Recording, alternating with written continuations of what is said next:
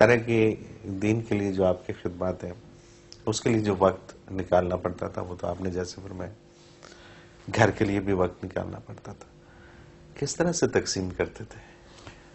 میں نے عرض کیا نا جی، وہ کوئی زندگی کا لمحہ جو ہے وہ ضائع نہیں کرتے تھے جب تک ان کی صحت اس قابل تھی کہ وہ کچھ چل سکیں. تو ہم بارہا آپ کے ساتھ باہر جنگل میں گئے ہیں، وہاں جا کر کھانا پکایا، ایوننگ میں جب وقت مل گیا بچوں کو ساتھ لے گئے، وہاں جا کر کھانا پکایا، چائے بنائی، ایک آؤٹنگ کی، اور انہی سارے معاملات کے ساتھ کہ سلسلہ عالیہ کی جو ذمہ داریاں ان کی ادائیگی کے ساتھ پھر سلسلہ عالیہ کہہ دینا ایک لفظ یا ایک نام ہے.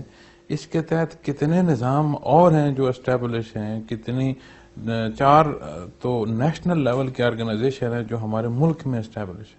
تو سلسلہ عالیہ انٹرنیشنل، بالکل صحیح. تو 7 ذیلی شعبے اگر آپ کاؤنٹ کرنا شروع کر دیں تو اچھا خاصا شمار بن جاتا ہے کہ ایجوکیشنل انسٹیٹیوشن ہیں، فلاحی ادارے ہیں. تو کتنی دور تک بات ہے.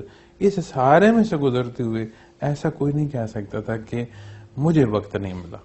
بالکل ایسا ہی ہے، بالکل ایسا ہی ہے. اور یہ تو خیر سوال ہی پیدا نہیں ہوتا کہ کوئی شخص یہ سوچے کہ میرے ساتھ زیادتی ہوگی. یہ تو ممکن نہیں ہے.